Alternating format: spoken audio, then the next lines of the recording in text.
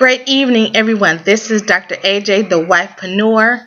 I provide resources and tips that change the way you think, look, and feel about your marriage, relationship, and sex. I want to talk to you guys about surviving long-distance relationships. I have some experience on that. Why? Because my husband and I dated for 2 years before getting married, and it was long distance.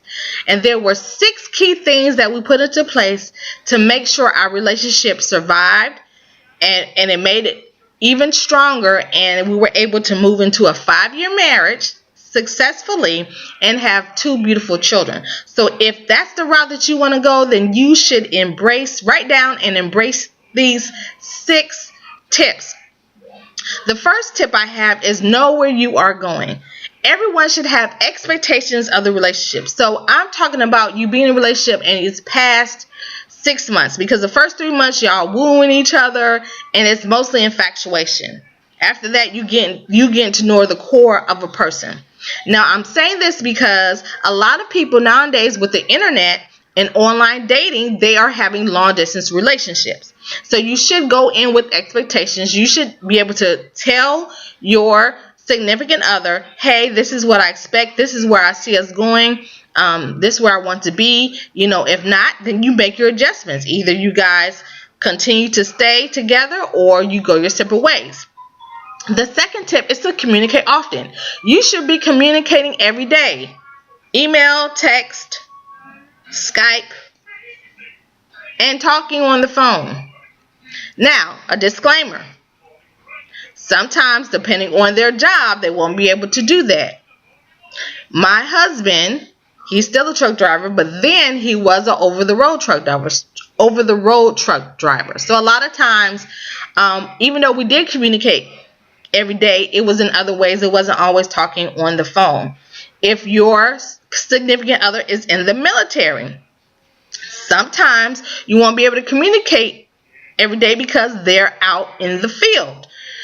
And my husband was in the military years ago. And if you're dating somebody that's an athlete and travels a lot, sometimes that's not possible to actually talk every day, but you can do other things.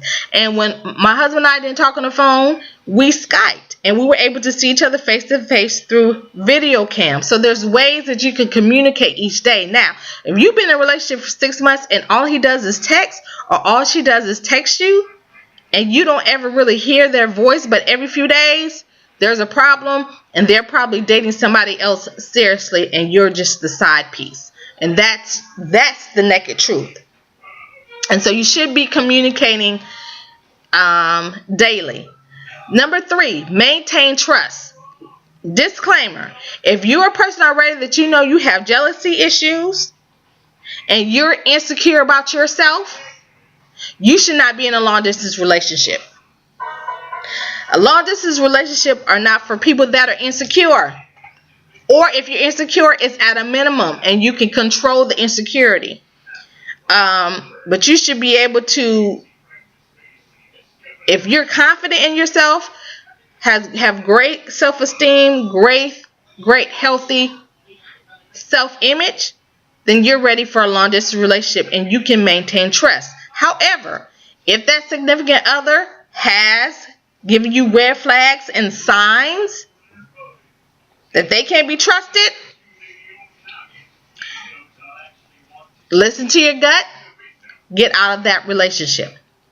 Number 4, argue only in person. Yes, because when you argue through text, through email, it can be misconstrued and misunderstood.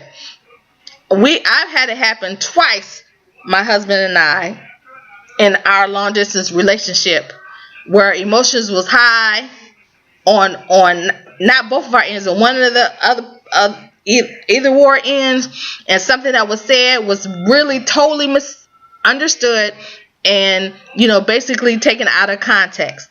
And so you don't want that to happen. So just keep your arguing to a minimum and argue when you see each other.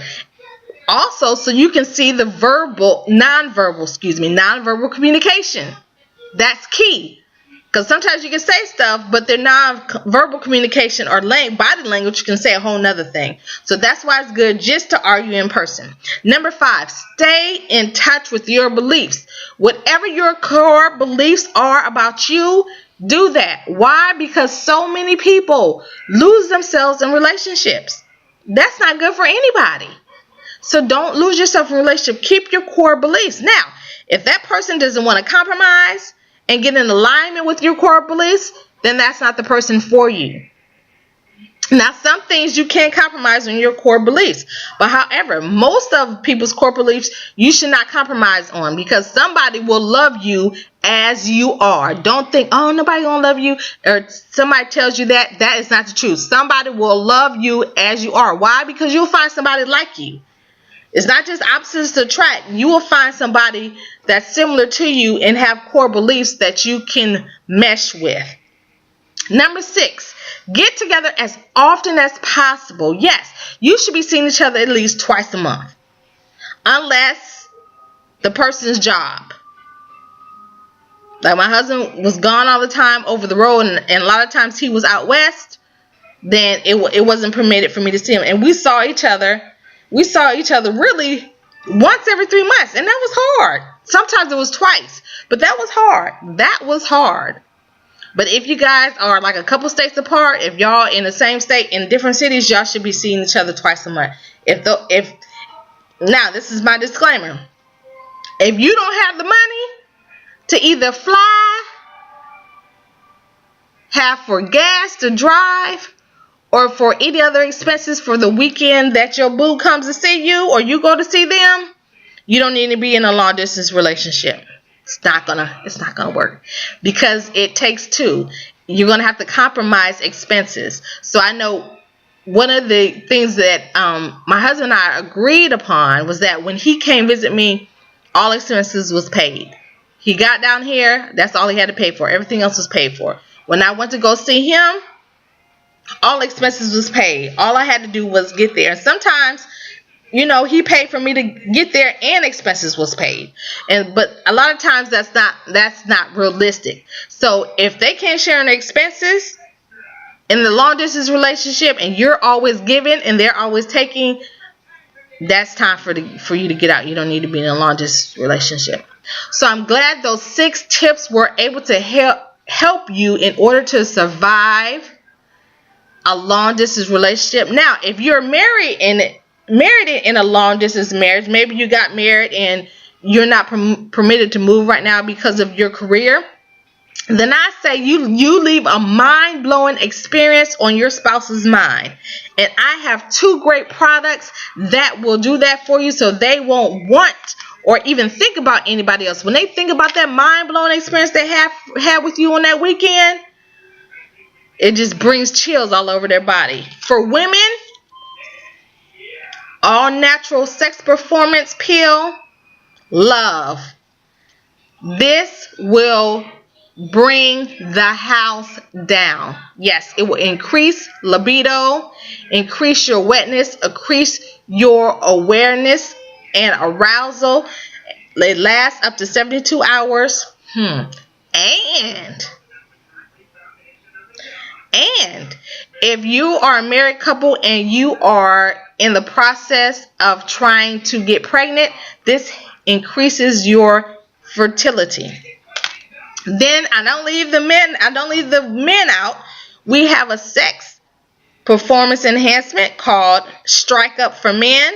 It's all natural, increase libido, increase fertility, helps with prostate health.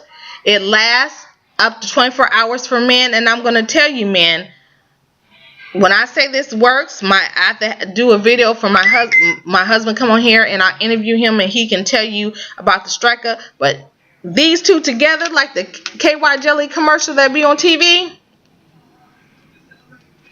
it's the bomb. So if you want to leave something on your spouse's mind, especially if you're in a long distance marriage, you need to get Strike Up in Love, and you click the link below to receive or to order these sex performance all natural products. And click the link below. Click another link below, and you'll receive the ebook about building a solid foundation in a relationship. This is Dr. AJ, the wifepreneur. I pray for good fortune in everything that you do and for your good health, that your everyday affairs prospers as well as your soul. Have a wonderful day. Bye-bye.